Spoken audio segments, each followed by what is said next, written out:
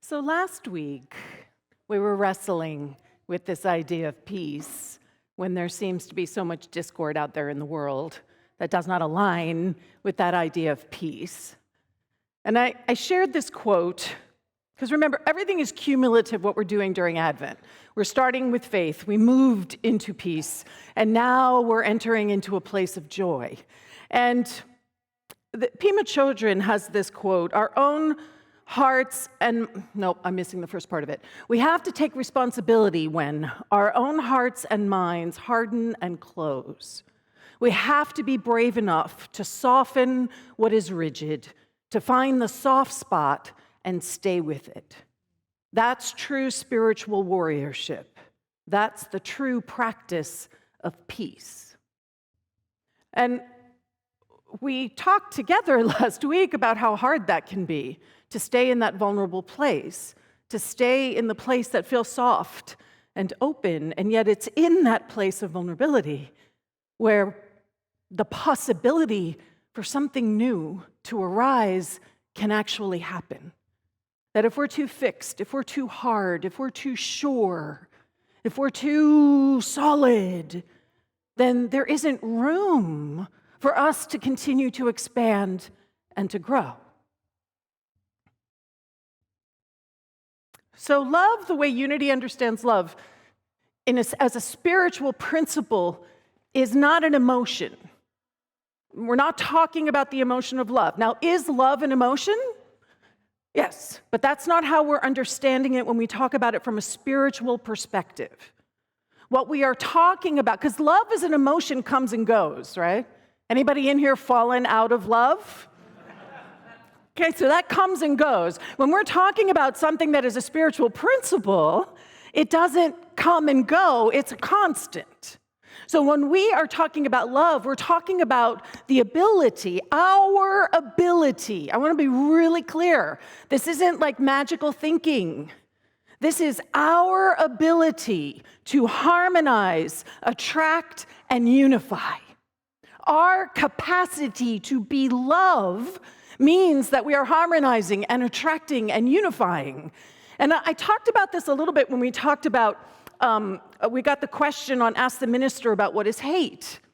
And I said, it's love that is attracting and unifying around the things that don't work. Anybody in here guilty of that? I mean, we know, like you call up your friends, you even get them in on it, right? Can you believe what she did to me? Oh, I can't believe what she did to you. And we are harmonizing and attracting around something that is not regenerative. So how we use our power of love impacts tremendously what it is that we are actually experiencing and how the world actually works. Charles Fillmore says, love as in divine mind, so love as the absolute, is the idea of universal unity. So we equate love with one mind, one breath, one heart, one presence. Now, in expression, which means how does that show up in time and in space, love is the power that joins and binds in divine harmony the universe and everything in it.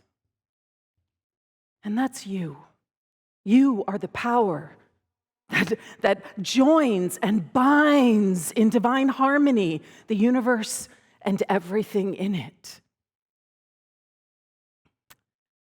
I love this quote. The proper response, as Hanukkah teaches, is not to curse the darkness, but to light a candle.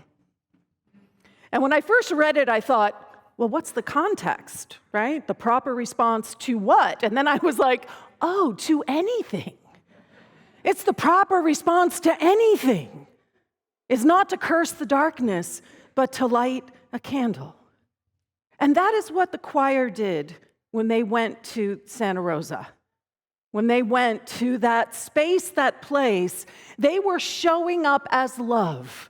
They were showing up in a space, in a place that said, we are all one. There is no distinction, whatever your title is, whether it's choir member, whether it is incarcerated individual, whether it is guard, whatever those names are, ultimately they don't matter. We are showing up in this place of universal unity. And it was such an incredible experience. I don't know if I can even begin to distill it down for everyone. That space, that place that those incarcerated individuals are spending a lot of time in is really oppressive. And being in that space, that place during the holidays. So the choir showed up. And it was fascinating. We did 3 different blocks. And at each one, the response was, there was a similar pattern, which was it wasn't mandatory, so people could choose to come down and listen. And at first, everyone would come down, and they'd be sitting with their arms folded, what's going on? And then, slowly but surely, as the choir sang,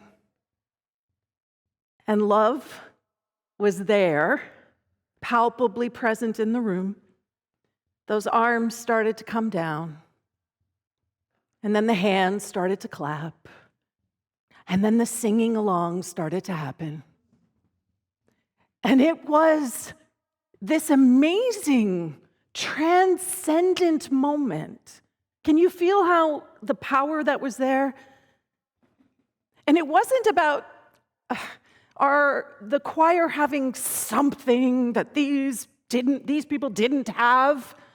It was about showing up and recognizing that we are all this. We are all song. We are all harmony. We are all of this together. And can we unify and attract and harmonize around this rather than whatever that darkness might be?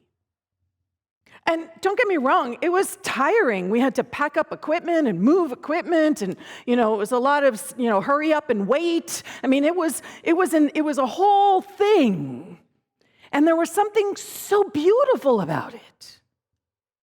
To be privileged enough to get a glimpse of what that world is, and to have it touch me, because I went in there soft. I didn't go in there knowing. I didn't go in there thinking I knew everything. And I had a moment. So remember how I said I wasn't going to sing?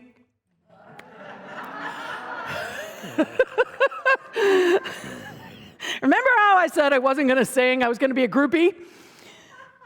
So we got word that at the 3rd cell block that there were some Jewish incarcerated individuals who were having a very hard time.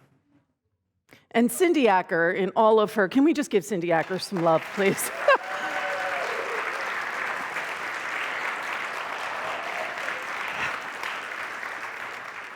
In her capacity to pivot, she is the master pivoter. Her capacity to pivot, she comes up to me and she says, let's do a Hanukkah song. And what song do you think we did, right? And we did the song we just sang here. But it turned out that most of the choir didn't know it, except for Jeannie Skybrook. Thank you, Jeannie. And so all of a sudden, I found myself up there singing with Cindy. Thank you, Cindy. And there again was that vulnerability, that intense vulnerability. Standing there, singing this song about Hanukkah, and having no idea what the reception on that was going to be. And it was amazing, because at first there was sort of like, what are they doing? And then it was, by the end of it, people were clapping along. It was such an incredible experience. And this is, to me, what love is. Love is when we show up in service to someone else, when we actually are the light, not just for our own darkness, that's important, but not just for our own darkness, but that we're paying attention to where someone else might be experiencing darkness and checking in Just checking in is often enough.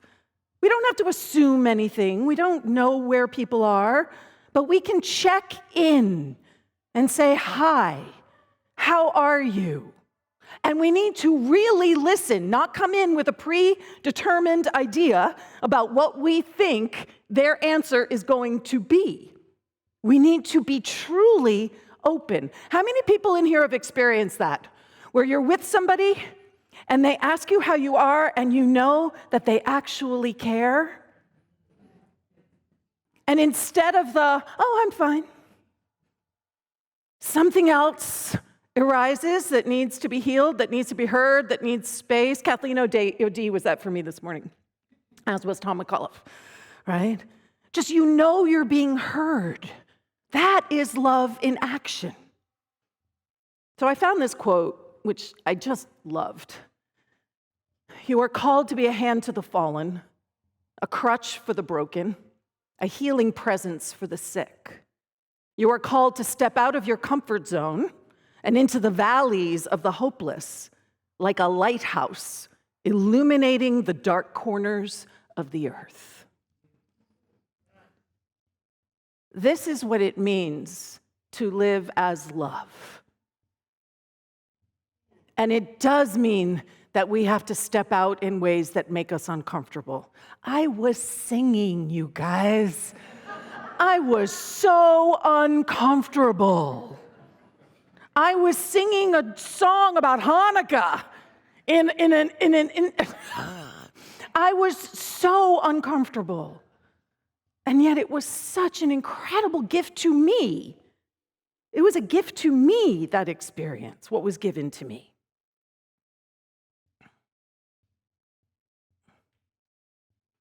Love this quote too. Service is what prayer looks like when it gets up off its knees and walks around in the world. Right? So my invitation to all of us is get off your knees, right? Get up off your knees. In Unity, we actually don't believe you need to be on your knees. We believe that you have spiritual authority, but all of us know that there's that part of us that's on our knees, yeah? So up. Be that which is walking around. Be that space, that place that is love. Not the emotion of love that comes and goes and you fall in and out, which can be a lot of fun, but that's not what we're talking about. We're talking about that love that is the very fabric of our ability to connect. And notice what you are harmonizing with. Notice what you are attracting, right? What is the energy behind the things that you're harmonizing with? Do they resource you? Do they renew you? Or do they drain you? Do they eat your energy up? Because that is love being used in a way that is not regenerative. The invitation is to be love in a way that continues to resource us. I was exhausted at the end of that experience in the prison, in the jail. And yet, my soul was renewed. It gave me energy. It gave me something that allowed me to really feel lighter in a way. So we're going to go again next year. So I also want to give thanks to Elizabeth Middleberg, because this is also her project too in a lot of ways. So we want to give her some love as well.